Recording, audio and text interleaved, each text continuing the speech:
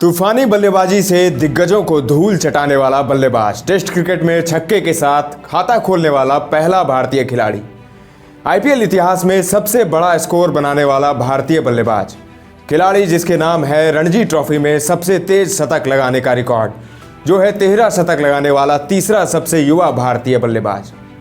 एक test match में भारत के लिए सबसे अधिक डिसमिसल्स बतौर विकेटकीपर, ऑस्ट्रेलिया में शतक ठोकने वाला पहला भारतीय विकेटकीपर, भारत का वह विकेटकीपर जिसके नाम है सबसे तेज 1000 टेस्ट रन और 50 डिसमिसल्स का रिकॉर्ड।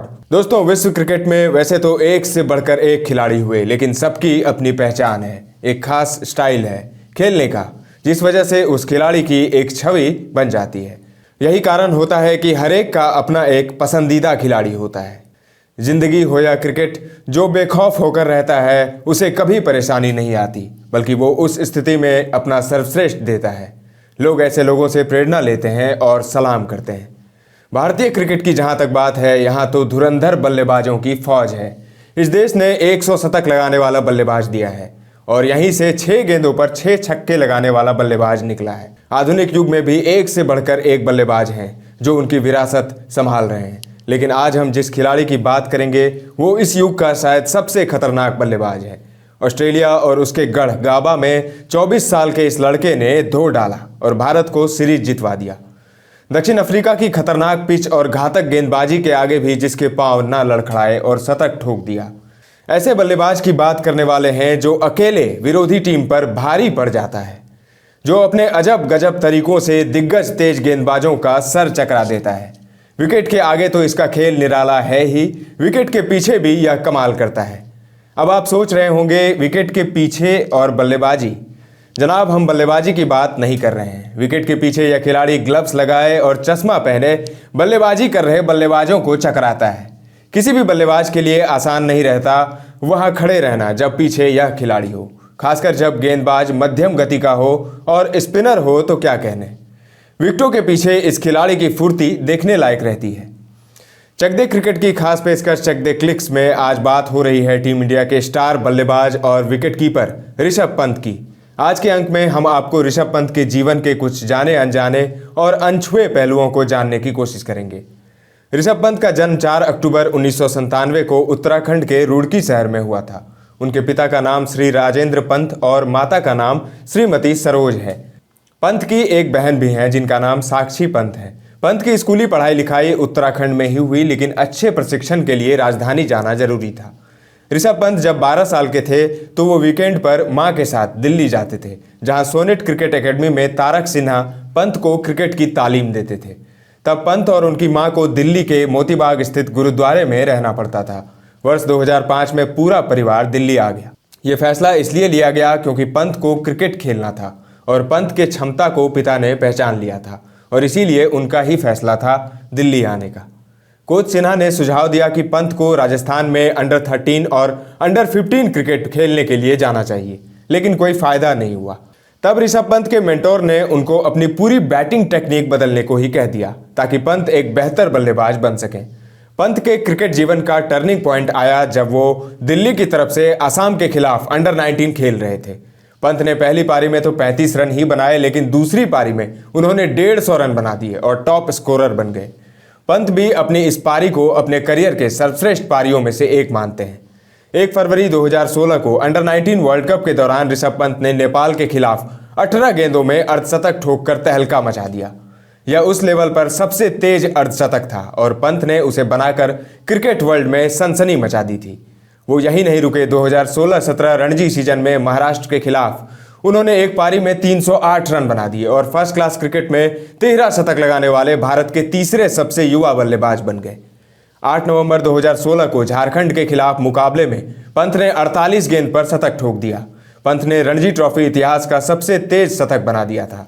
फर्स्ट क्लास क्रिकेट में 2-2 रिकॉर्ड बनाकर पंत ने क्रिकेट पंडितों को अपना मुरीद बना दिया और क्रिकेट के गलियारे में अब पंत के नाम की चर्चा थी। यही वजह रही कि उनको फरवरी 2017 में 2016-17 विजय हजारे ट्रॉफी टूर्नामेंट के लिए दिल्ली का कप्तान घोषित कर दिया गया। पंत ने गौतम गंभीर से कप्तानी ली थी, जिन्होंने पिछले सीजन में दिल्ली को फाइनल तक पहुंचाया था। दिल्ली के कोच भास्कर पिल्लई ने कहा कि पंत को भविष्य के लिए तैयार करने के लिए यह एक सर्वसम्मत निर्णय था। इधर तो सब कुछ ठीक चल रहा था, लेकिन परमात्मा पंत का अब असली इम्तिहान लेने वाले थे। 2017 के अप्रैल महीने में पंत के पिता उनको हमेशा के लिए छोड़कर चले गए। पंत के सर से पिता का साया चला गया और अब घर की भी सारी जिम्मेदारी पंत के ही कंधों पर आ गई। लेकिन पंत ने भी हार नहीं मानी और क्रिकेट खेलते रहे। वो मन ही मन संकल्प कर चुके थे कि अब वो क्रिकेट ही खेलेंगे। आईपीएल 2016 के ऑक्शन में दिल्ली डेयरडेविल्स ने ऋषभ पंत को खरीद लिया। जिस दिन ये हो रहा था, पंत अंडर 19 वर्ल्ड कप में भारत को जितवा रहे थे। पंत ने शतक बनाया था और मैच जिताकर भारतीय टीम को सेमीफाइनल में पहुंचाया था। अपने तीसरे आईपीएल मुकाबले में ही पंत ने 40 गेंदों पर 69 रन बना दिए थे और गुजरात लायंस के खिलाफ अपनी टीम को 8 विकेटों से शानदार जीत दिलाई थी। फिर अगले सीजन में इसी टीम के विरुद्ध पंत ने 43 गेंदों पर 97 रनों की पारी खेली थी। अब ऋषभ पंत ने टीम इंडिया का भी दरवाजा खटखटा दिया था। इंग्लैंड की टीम भारत आई थी और T20 सीरीज के लिए ऋषभ पंत को टीम इंडिया के स्क्वाड में शामिल किया गया। 1 फरवरी 2017 वो दिन था जिसके लिए पंत उत्तराखंड से दिल्ली जाते थे। इसी दिन के लिए उनकी मां गुरुद्वारे में दिन और रात गुजारती थी। बेंगलोर के एम चिन्नास्वामी स्टेडियम में 19 साल और 120 दिन की उम्र में ऋषभ पंत ने भारत के लिए अपना T20 अंतर्राष्ट्रीय डेब्यू किया। इसी बीच 2017-18 जोनल T20 लीग में हिमाचल और दिल्ली के बीच मैच खेला जा रहा था और पंत ने 32 गेंदों पर शतक बनाकर फिर से रिकॉर्ड बना दिया। यह T20 क्रिकेट का दूसरा सबसे तेज शतक था। इसके बाद फरवरी 2018 में निधास ट्रॉफी के लिए पंत को टीम इंडिया के स्क्वाड में शामिल किया गया। 2018 आईपीएल सीजन में ऋषभ पंत ने सनराइजर्स हैदराबाद के खिलाफ मैच में 63 गेंदों पर 128 रन बना दिए, जो कि भारतीय खिलाड़ियों में आईपीएल इतिहास का सर्वश्रेष्ठ व्यक्तिगत स्कोर था। इसके अलावा वो आईपीएल में शतक ठोकने वाले दूसरे सबसे युवा खिलाड़ी बन गए। आईपीएल में दमदार प्रदर्शन के इनाम स्वरूप जुलाई 2018 में उनको इंग्लैंड के विरुद्ध टेस्ट सीरीज के लिए भारतीय टीम में चुन लिया गया और 18 अगस्त 2018 को ऋषभ पंत ने अपना अंतर्राष्ट्रीय टेस्ट डेब्यू भी कर लिया। ऋषभ पंत ने इंटरनेशनल क्रिकेट में भी अपनी खतरनाक बैटिंग स्किल दिखाई। वो भारत के पहले बल्लेबाज बने जिन्होंने टेस्ट क्रिकेट में छक्के के साथ अपना खाता खोला। 11 सितंबर 2018 को पंत ने अपने टेस्ट अंतर्राष्ट्रीय करियर का पहला शतक जड़ा था। ऐसा करके वो भारत के पहले और विश्व के दूसरे सबसे युवा विकेटकीपर बल्लेबाज बने जिन्होंने इंग्लैंड में शतक लगाया हो। उसी महीने उनको वेस्टइंडीज के विरुद्ध खेली जाने वाली वनडे सीरीज के लिए टीम इंडिया में शामिल किया गया और पंत ने 21 अक्टूबर 2018 को भारत की तरफ से वनडे डेब्यू भी कर लिया। दिसंबर 2018 में ऑस्ट्रेलिया के खिलाफ सीरीज के पहले टेस्ट में पंत ने कुल 11 कैच लपके थे, जो किसी भी टेस्ट मैच में भारतीय खिलाड़ियों में सबसे अधिक है। फिर जनवरी 2019 में ऑस्ट्रेलिया के खिलाफ ही चौथे टेस्ट मैच में पंत ने शतक लगाकर इतिहास ही रच दिया। ऑस्ट्रेलिया की धरती पर शतक लगाने वाले वो भारत के पहले विकेटकीपर बने थे। 2019 वर्ल्ड कप के दौरान जब दिग्गज बल्लेबाज शिखर धवन इंजरी के चलते टूर्नामेंट से बाहर हो गए थे, ऋषभ पंत को उनके रिप्लेसमेंट के तौर पर टीम में शामिल किया गया। वर्ल्ड कप के बाद आईसीसी ने ऋषभ पंत को स्क्वाड का राइजिंग स्टार कहा था। सितंबर 2019 में वेस्टइंडीज के खिलाफ सीरीज के दूसरे टेस्ट मैच के दौरान ऋषभ पंत टेस्ट क्रिकेट में 50 डिसमिसल्स करने वाले भारत के सबसे तेज विकेटकीपर बन गए। लेकिन 2019-20 होम सीजन ऋषभ पंत के लिए निर्णायक होने वाला था। यह सीजन उनके लिए कई मायनों में महत्वपूर्ण भी था। दिग्गज विकेटकीपर और कप्तान महेंद्र सिंह धोनी ने इंटरनेशनल क्रिकेट से संन्यास का ऐलान कर दिया था और अब भारत को उसके नए विकेटकीपर बल्लेबाज की तलाश थी और पंत रेस में सबसे आगे थे। लेकिन ऋषभ पंत उम्मीदों पर खरा नहीं उतर पाए, जिस वजह से केएल राहुल एक दूसरे विकेटकीपर का उदय हुआ। इसका साफ मतलब था पंत की दावेदारी अब कमजोर हो रही थी और रही कसर 2020 आईपीएल ने पूरी कर दी। पिछले 2 सीजनों में जिन्होंने 168 की स्ट्राइक रेट से 1172 रन बनाए थे, वह बल्लेबाज इस सीजन 113 की स्ट्राइक रेट से 343 रन ही बना पाया। टूर्नामेंट में उनके बल्ले से एकमात्र अर्धशतक फाइनल में निकला, जहां टीम को हार मिली थी। इसके बाद पंत को 2020-21 ऑस्ट्रेलिया के विरुद्ध लिमिटेड ओवर सीरीज के लिए टीम इंडिया से ड्रॉप कर दिया गया, लेकिन टेस्ट स्क्वाड में वो जगह बनाने में कामयाब होते रहे। लेकिन एडिलेड में खेले गए पहले टेस्ट में उनको प्लेइंग 11 में शामिल नहीं किया गया था। ये वो दौर था जब फैंस और मीडिया पंत की जमकर आलोचना कर रहा था। वे सब पंत में धोनी की छवि ढूंढ रहे थे। जब भी मैदान में पंत से कोई गलती होती, भीड़ धोनी धोनी चिल्लाने लगती थी। पंत फैंस की उम्मीदों तले दबे हुए थे, लेकिन अब वो समझ गए थे उन्हें करना क्या है।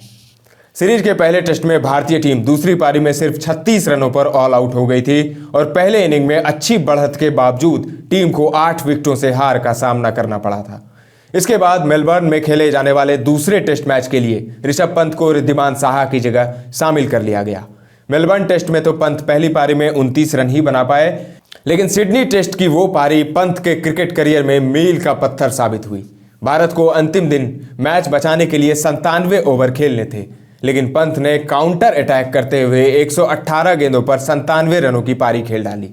इस दौरान उन्होंने चेतेश्वर पुजारा के साथ मिलकर 148 रनों की साझेदारी की और भारत मैच बचाने में कामयाब रहा। 4 मैचों की सीरीज 1-1 की बराबरी पर था और अब गाबा में निर्णायक टेस्ट मैच खेला जाना था। ब्रिस्बेन का यह मैदान ऑस्ट्रेलिया का गढ़ था। यह कंगारू टीम 1988 के बाद से कभी नहीं हारी थी। भारत के लिए परेशानी ये थी कि टीम के फर्स्ट चॉइस प्लेयर्स इंजरी से जूझ रहे थे। ऋषभ पंत ने मैच के अंतिम दिन मैच जिताऊ पारी खेली। भारत ने अंतिम दिन चौथी पारी में 328 रन बनाकर मैच जीता और नाबाद 89 रन बनाने वाले ऋषभ पंत मैच के हीरो थे। पंत की उस पारी को टेस्ट क्रिकेट इतिहास की सर्वश्रेष्ठ पारी कहें तो अतिशयोक्ति नहीं होगी। पंत इसके बाद टीम इंडिया के नियमित सदस्य बन गए। 2021 और 2022 टी20 वर्ल्ड कप दोनों में पंत टीम इंडिया का हिस्सा रहे थे। जनवरी 2022 में हुए एनुअल आईसीसी अवार्ड्स में पंत को ICC men's test team of the year 2021 में चुना गया था। मार्च 2022 में श्रीलंका के विरुद्ध सीरीज के दूसरे टेस्ट मैच में पंत महान कपिल देव का रिकॉर्ड तोड़ते हुए भारत की तरफ से टेस्ट क्रिकेट इतिहास में सबसे तेज अर्धशतक लगाने वाले बल्लेबाज बन गए। पंत ने सिर्फ 28 गेंदों में वो अर्धशतक पूरा किया था।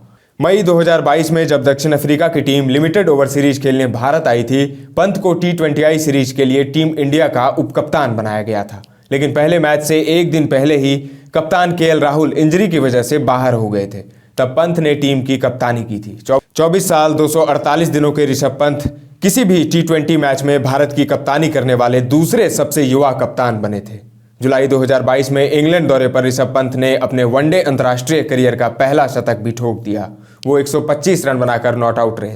ऋषभ पंत टीम इंडिया के कोर खिलाड़ियों में से एक हैं और टेस्ट में तो उनका कद काफ़ी बड़ा है। वो इस फॉर्मेट में स्थापित बल्लेबाज हैं। बांग्लादेश के खिलाफ भी अभी हालिया सीरीज में उन्होंने ज़बरदस्त बल्लेबाजी की थी। ऑस्ट्रेलिया में बॉर्डर गवास्कर ट्रॉफी में मिली जीत में ऋषभ पंत के योगदान को भुलाया नहीं जा सकता। वो इस साल भारत के लिए सबसे अधिक टेस्ट रन बनाने वाले बल्लेबाज हैं। लेकिन दोस्तों, अभी ऋषभ पंत अस्पताल में हैं। दिसंबर 2022 में रुड़की के पास उनके कार का एक्सीडेंट हो गया। हादसा तो बड़ा भीषण था, लेकिन सौभाग्य से पंत सकुशल हैं। करीब 6 महीनों तक वो क्रिकेट से दूर रह सकते हैं और इसी बीच टीम इंडिया को उनकी बहुत कमी खलने वाली है। चक दे क्रिकेट की पूरी टीम ऋषभ पंत के जल्द स्वास्थ्य लाभ की कामना करती है। आपके अनुसार पंत के बाहर होने से टीम इंडिया को कितना नुकसान होगा, जबकि आगे विश्व कप है? कमेंट में हमें बताएं। क्रिकेट के ऐसे ही इंटरेस्टिंग वीडियो के लिए फॉलो करें हमारा पेज। अगले अंक में मिलेंगे एक और स्टोरी के साथ, एक और खिलाड़ी के साथ। अभी दीजिए इजाज़त। धन्यवाद।